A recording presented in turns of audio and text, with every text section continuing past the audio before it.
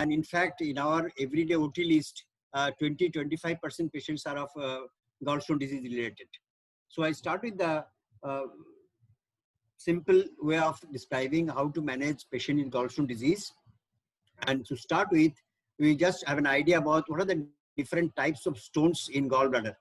We broadly divide this stone into either a cholesterol stone, this is a pigment stone, which are either black or brown stones, or mixed stones. What are the different characteristics of these stones? Cholesterol stones are most common type. It contains 50 to 99% cholesterol. Usually these stones are single, described as cholesterol solitaire. These are usually yellowish in color. The pigment stones may be either black pigment stones or brown pigment stones. Black pigment stones are usually associated with increased hemolysis. These are common in patients with chronic hemolytic anemias. These stones mainly form in the gallbladder and then migrate to the CBD. There are multiple stones which are closely packed, usually friable stones, and consist of insoluble bilirubin pigment mixed with calcium phosphate and carbonate. Brown pigment stones are usually the stones which forms in the bile duct. They are usually associated with the biliary tract infection, and this infection cleaves the bilirubin diglucuronide into bilirubin monoglucuronide, and these stones composed of calcium biliruminate with calcium palmitate and stearate with some amount of cholesterol. These are the different types of stones. The upper two stones are cholesterol stones, which are maybe either smooth or lobulated surface but yellowish in color. These central stones are mixed stones, and the down stones are the pigment stones. These are black pigment stones. How does a stone forms in the gallbladder? There are three major factors for formation of gallstones. These can be either metabolic, which is the alteration of bile leading to formation of stones. Along with that, two more factors are important for stone formation. These are stasis and infection. How does a cholesterol stone forms? Cholesterol in bile is watery, but cholesterol is water insoluble. This cholesterol remains in solution in bile with a complex of cholesterol, phospholipids, and bile salts. And there is the optimal concentration of these three substances in bile, which keeps cholesterol in solution. This cholesterol with phospholipids and bile salts gets mixed up and forms micelle, and number of micelle joins to form vesicles. More cholesterol remains in solution as vesicles. And this relative concentration of these three substances, if there is, for any reason, there is increase of cholesterol or decrease of bile and phospholipids, we call that bile as lithogenic bile. That means that bile is super saturated with cholesterol. So how does a cholesterol stone forms?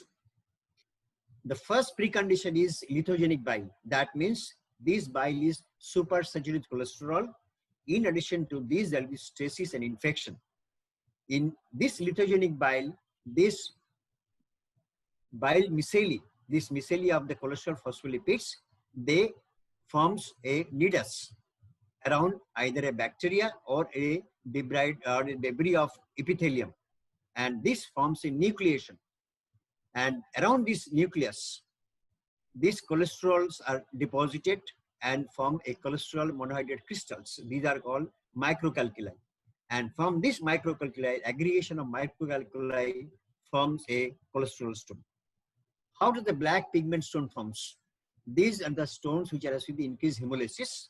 There is increased bile pigments in bile. In addition to these, there is stasis and gallbladder infection. And around this debris or the bacteria, this black pigment stone occurs with conglomeration of bilirubin pigment with polymer of calcium phosphate and calcium carbonate. These brown pigment stones are the primary bile duct stones, which is associated with a biliary tract infection.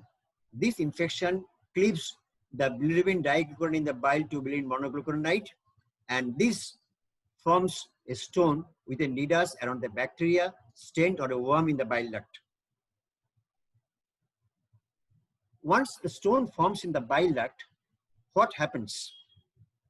These stones may remain in the gallbladder, this stone may migrate into the bile duct, or this stone in rare circumstances may migrate directly into the small gut or the large gut. If the stone remains in the gallbladder, what are the sequelae? The stone may remain as such. The entity is known as silent stones. This can cause biliary colic. This can cause cholecystitis. And the sequelae of cholecystitis may be either gangrene or perforation. And subsequent sequelae may be formation of empyema, mucocele. In rare circumstances, the stones may lead to neoplastic change in the gallbladder, leading to carcinoma. The stone may migrate into the bile duct. When the stone migrates into the bile duct, it can cause obstructive jaundice. It can cause ascending infection in the biliary tree, leading to acute cholangitis. The stone may get impacted in the ampulla of water and lead to a condition known as acute gallstone pancreatitis. The stone may migrate into the gut by a fistula between the gallbladder, in the duodenum, or in the small gut. And this stone may get impacted in the small gut, leading to acute small bowel obstruction. So these are the different sequelae, depending on where the gallbladder is, either in the gallbladder or in the bile duct or in the small gut. So what do you mean by silent gallstones? Once the stone forms in the gallbladder, not all patients develop symptoms. In fact, 85 to 90% of such patients remain asymptomatic. These are diagnosed in course of investigation for other disease or patient just gone for a health checkup. But all such patient does not require intervention because the chance of developing symptoms are not very high. It is estimated that only 1 to 2% of these patients develop symptoms per year. However, intervention is indicated in some circumstances, like if these stones are diagnosed in younger patient, there is a large stone. It is said that a stone more than 3 centimeters are more likely to be associated with carcinoma gallbladder in subsequent course. Small multiple stones, stones in diabetic patients, patient are immunosuppressed, or patient under dialysis, or patient is waiting for renal transplant, or patient in endemic area of carcinoma gallbladder like North and Northeastern India. Biliary colic. The next presentation of patient with gallstone biliary colic. What is biliary colic? This is an acute episode of pain in the right upper quadrant of abdomen. Often, this pain is precipitated by a heavy meal or a fatty meal. This pain may radiate to the back of the chest or may be referred to the shoulder. This pain is colic, an extremely severe pain. So severe is the pain that patient has impending sense of death. The pain may start at night and may awaken the patient from sleep. This pain gets resolved. This pain may get resolved in 1 hour, 2 hours, 6 hours, and rarely this pain goes to 24 hours and not beyond that. Patient get relief of pain either spontaneously or with some analgesics or some antispasmodic drugs, but this pain may relapse with similar character. Chronic cholecystitis. Once the stones forms in the gallbladder, there may be low-grade inflammation in the gallbladder. And this patient may present with recurrent attacks of upper abdominal pain, or patient may have mild right upper quadrant pain aggravated by fatty meals. Patient may present with nausea and vomiting. Patient may have flatulence or intolerance to fatty food. However, these symptoms are not very specific of gallstone disease because these symptoms may be there in patient with peptic ulcer disease, patient with reflux disease. In chronic cholecystitis, there are no signs. There may be no signs in the abdomen, or in some circumstances, maybe slight tenderness in the right hypochondriac region. The next sequelae of stone in the gallbladder may be acute cholecystitis. This is a condition of acute infection in the gallbladder. This patient may present with biliary colic, and then this pain is followed by a continuous constant pain. Patient may have nausea and vomiting. Patient may have fever. Patient may have mild jaundice. On examination, patient may have tenderness or guarding in the right upper quadrant of the abdomen, and sometimes there may be mass palpable in the right upper quadrant. And most cases, Murphy's sign may be positive. How do you elicit Murphy's sign? You keep your finger at the tip of the 9 costal cartilage in the right hypochondriac region and ask the patient to take a deep breath. At the height of inspiration, patient may have catch in the breath and patient may wince with pain. There are some Tokyo guidelines for diagnosis of acute cholecystitis. And these are very popular Tokyo guidelines for diagnosis, for grading, and for management of acute cholecystitis. What are the diagnostic criteria as per Tokyo guideline?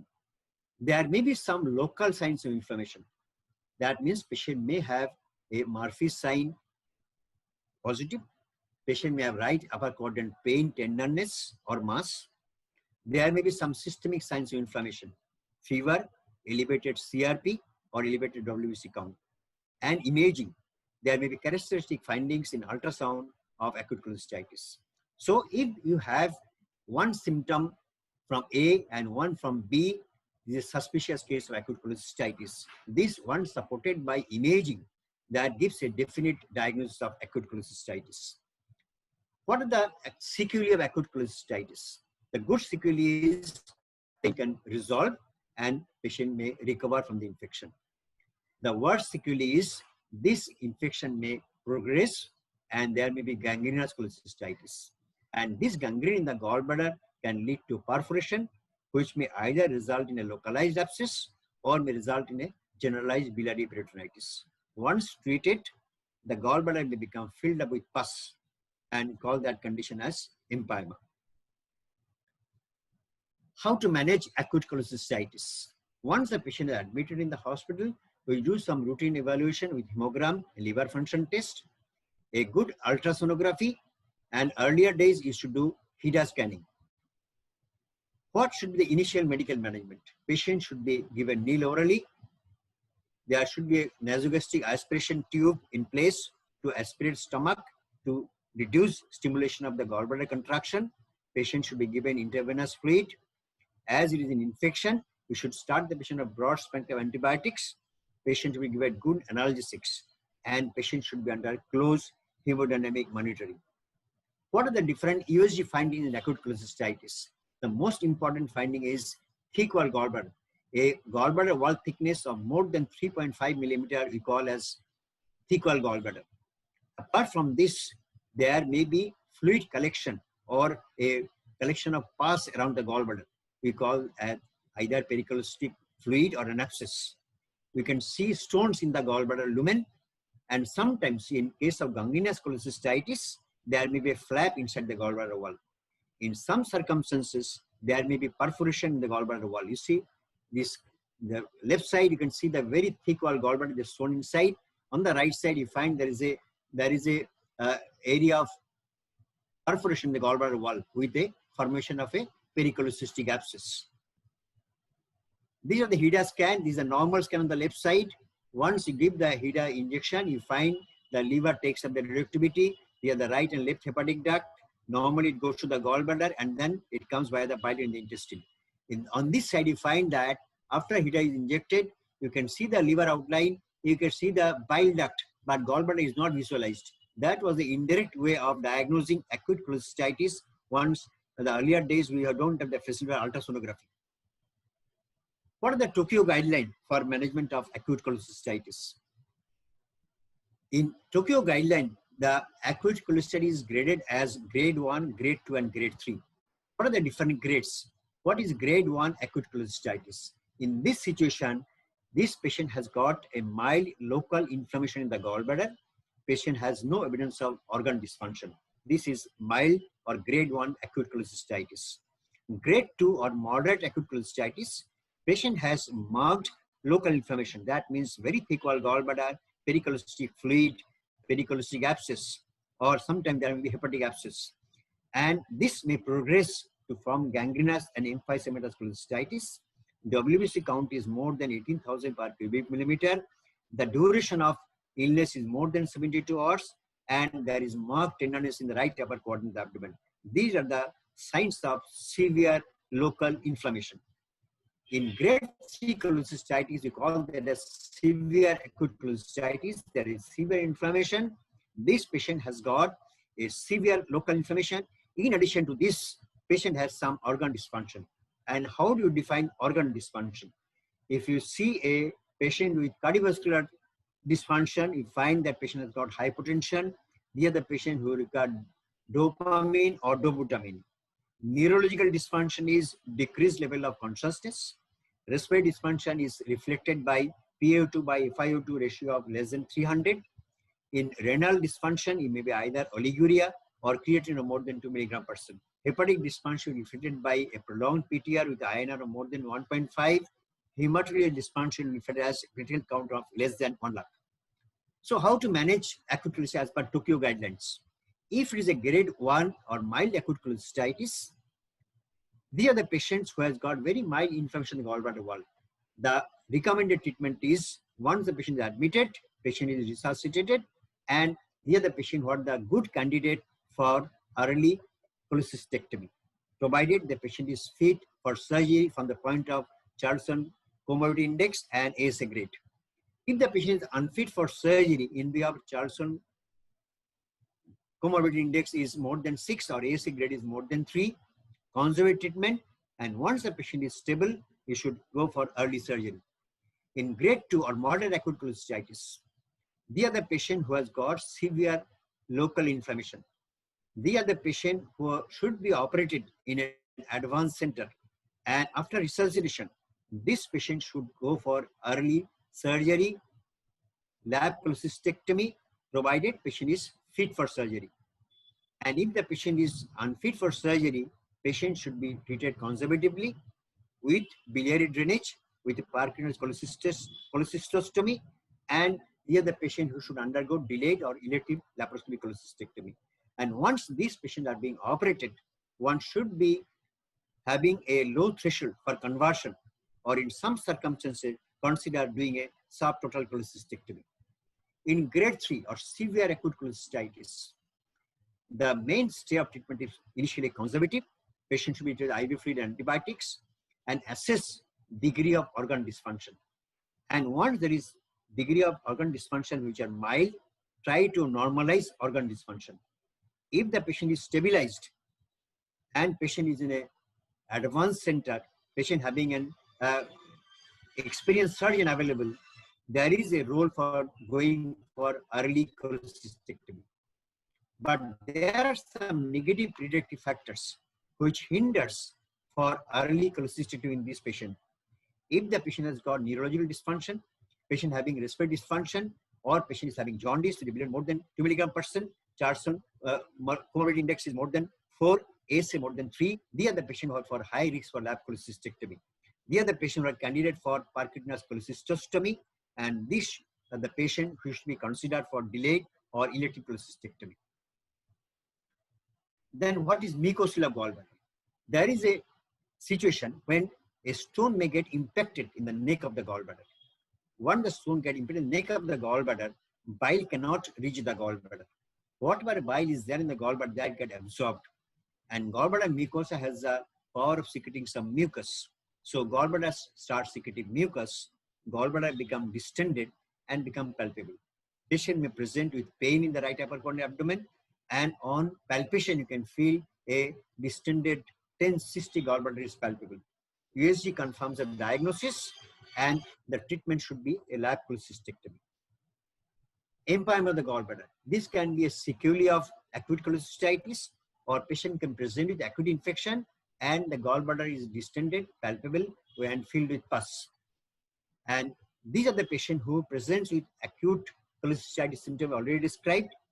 And treatment is, if the patient is fit for surgery, we can go for early lab cholecystectomy, or the second option is Parkinson's cholecystectomy followed by lab cholecystectomy.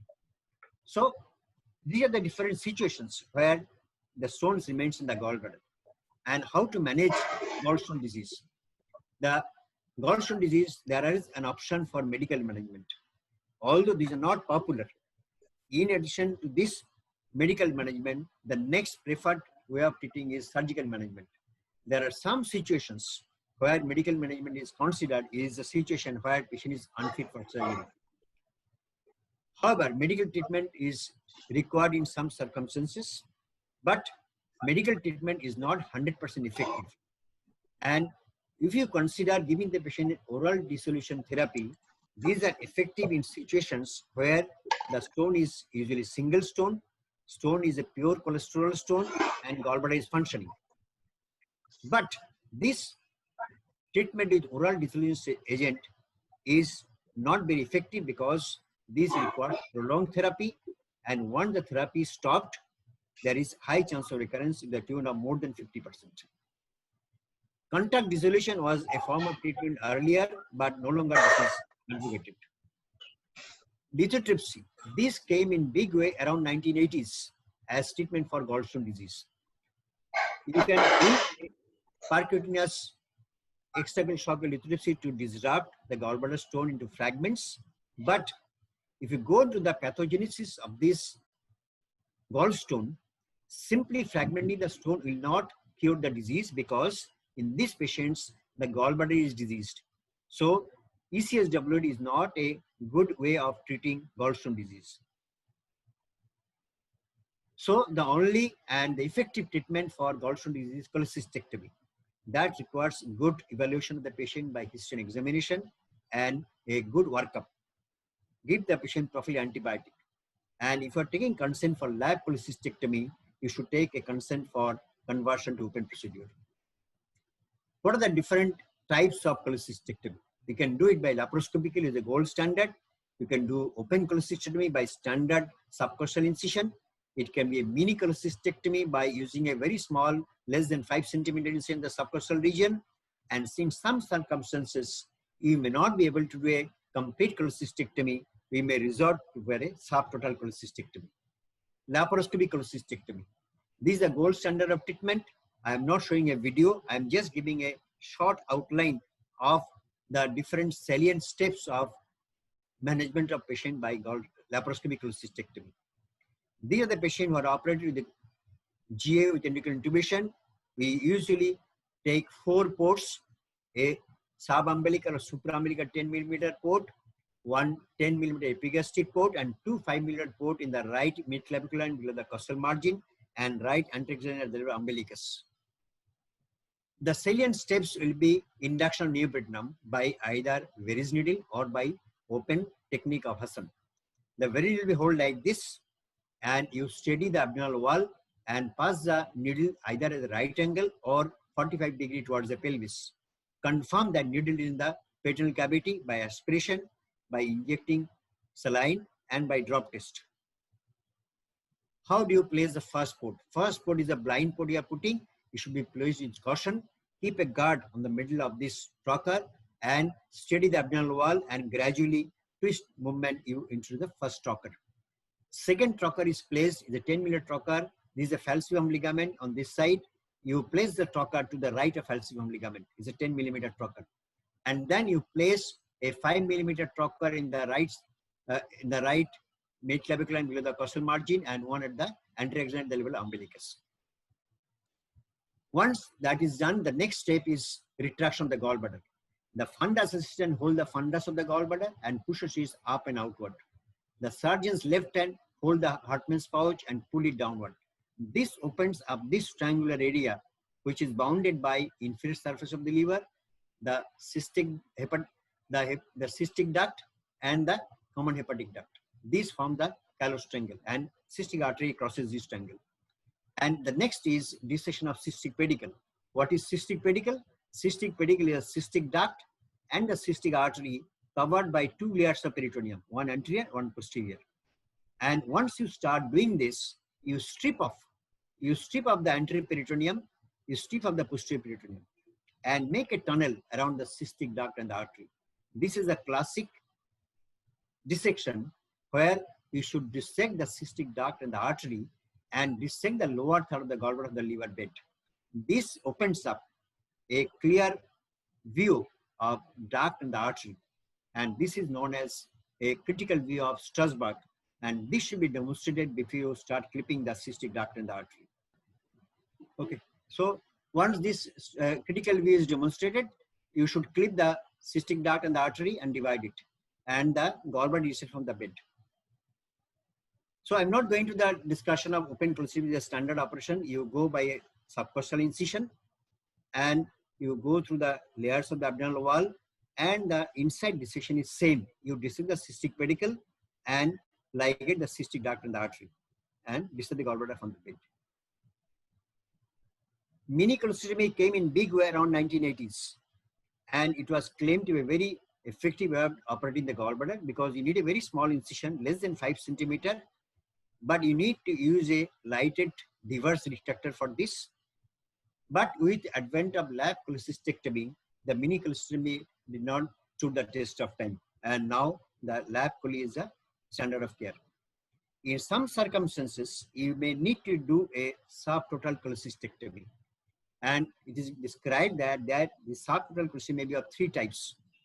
If you have a situation that the callous triangle is frozen while you are operating for acute cholecystitis, then it is very difficult to find the critical view of safety. It is difficult to dissect the cystic duct and bile duct junction. In that case, in the background of difficult anatomy, we can keep a segment of the neck of the gallbladder, take the stones out and overrun the neck of the gallbladder, and then take the gallbladder out from the bed. This is type 1 cholecystectomy, subtotal cholecystectomy. Sometimes in cirrhotic patient, it is very difficult to dissect the gallbladder from the bed. And once a sinus opens up, patient may die on table in a patient with cirrhosis. So it is not wise to dissect the posterior of the gallbladder in a cirrhotic patient. So in that case, after you tackle the cystic pedicle, it is wise to take off the gallbladder, only the anterior wall, keep the posterior wall attached to the liver bed. This is type 2 subtotal cholecystectomy. And the last is both the neck region is difficult and there is some pathology which hinders dissection of the posterior of the gallbladder from the bed. You keep part of the neck, keep the posterior of the gallbladder in the bed. This is type 3 subtotal cholecystectomy. Thank you. Thank you. Thank you, sir. Thank you so much for a wonderful lecture. Any comments from the audience? Any questions? Any questions, comments, please? It's a very clear lecture, sir. I don't think there's any room for any questions.